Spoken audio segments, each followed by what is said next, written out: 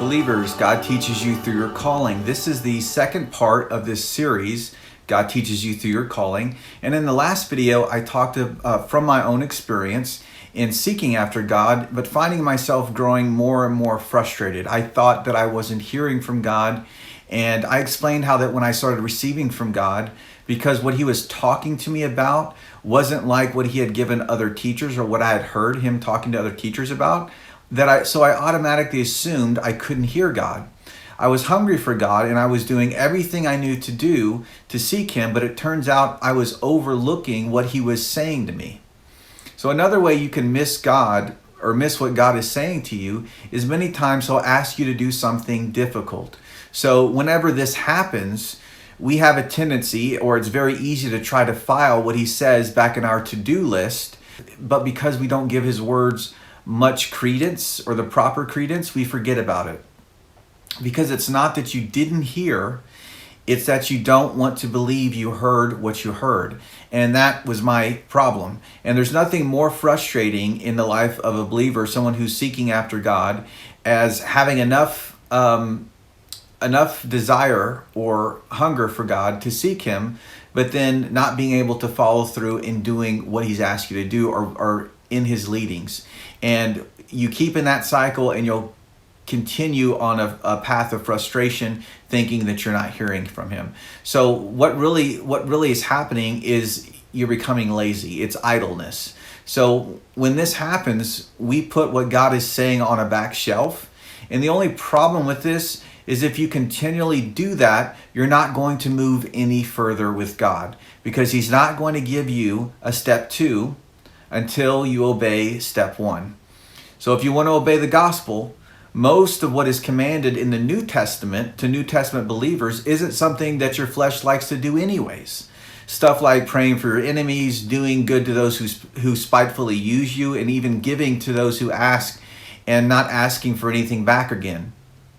And I'm not making light of these things. These things are actually the most important, and they've listed them in the Bible as the Beatitudes. So they're the foundational things that you should do. But I'm talking about as a Christian, when you desire to fulfill the purpose that God has put you on this earth and the calling that he has on your life, when you start seeking after him, getting into this perpetual cycle of seeking him and then feeling frustrated when you think that you haven't heard from him. But spoiler alert, you've heard from him, and you need to obey what he's saying.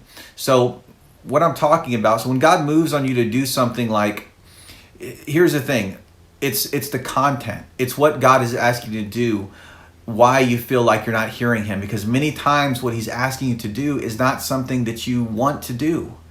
Okay, so he might ask you to do something like learn a new computer program or learn how to play the piano. You know, the possibilities are endless. All I'm saying is our soul and flesh can become very lazy.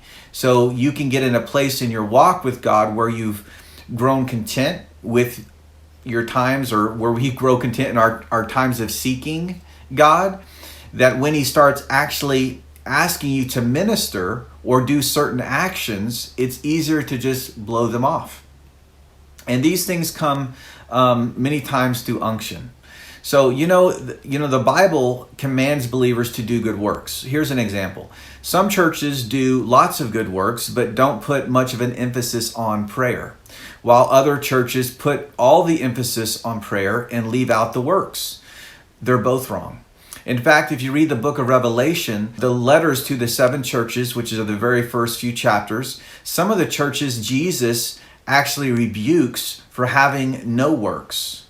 And another church he rebukes for having works, but leaving behind their first love. So nothing's ever carte blanche. It's based on what God is telling you to do, but you should always have works and always follow through.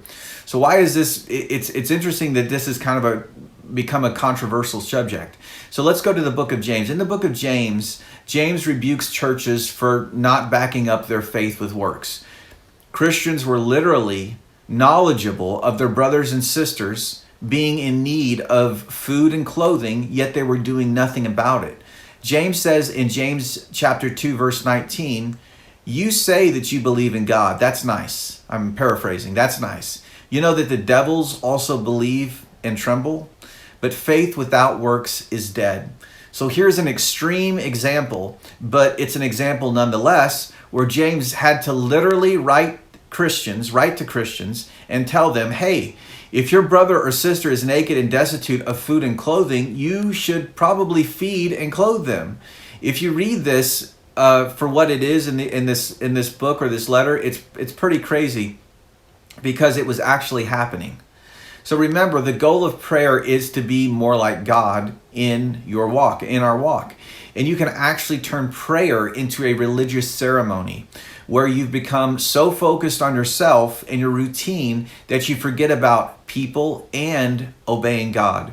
I'm going to say this again. Your calling comes from your spirit, not your soul. This is why your natural talents and abilities may have absolutely nothing to do with your calling to the body of Christ. This is where so many people miss it. Because let's say that you have a natural ability to sing. Naturally, when you pray, you think your calling is going to be centered around singing. So you already have this preconceived notion of how you think God is supposed to talk to you. But what if it isn't? What if your calling doesn't have anything to do with singing? What if God's called you to be a preacher, and being a preacher requires you to know how to preach? So then you have to learn how to talk and how to preach. Now, in this scenario, it's easier to pursue singing, but anything that you do in the soul for God is going to eventually lead to self-exaltation. And this is why God calls us in the areas of our weakness. And this has everything to do with hearing God, because many times what he's telling us to do are things that are not easy, that don't come natural, that are not easy for us to do.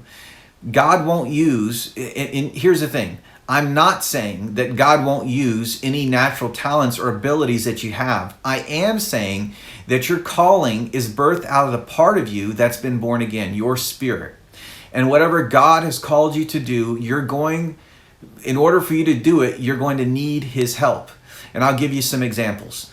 Whenever Jesus was talking to Peter in the Gospel of John, chapter 21, verses 20 through 21, summarizing what's going on here, Jesus had just told Peter that he was going to live to be an old man, and he was going to actually give his life as a martyr. So he was prophesying to Peter, telling him what was going to happen.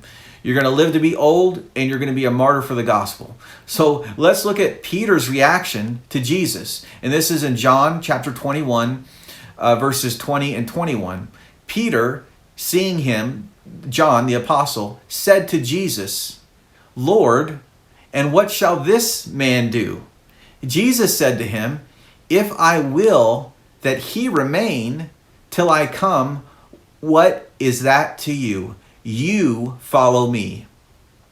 Later, we find out that Jesus called Peter as the apostle to the Jew and Paul as the apostle to the Gentile, which, if you took that for face value, doesn't make a lot of sense. Paul had a deep understanding and comprehension of the Old Testament law. Even Peter himself said concerning Paul that he teaches some things that are hard to understand, and many that are unlearned, they wrestle these things to their own destruction.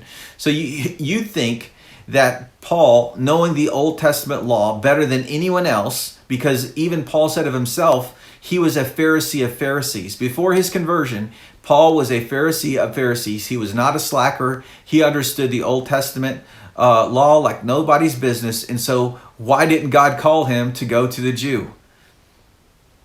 Maybe he did. Maybe God wanted him to have to depend on him. And you could think about the same thing with Peter, because Peter was called to the Jew. So God didn't say, I need your massive intellect, Paul, to win over the Jew. He didn't say that. Instead, God chose Peter, an unlearned fisherman, as the apostle to the Jew, and Paul to the Gentile. So God teaches you through your calling. God is going to ask you to do things that aren't easy for you to do without him. Many times, what God asks you to do is going to be in an area of your weakness.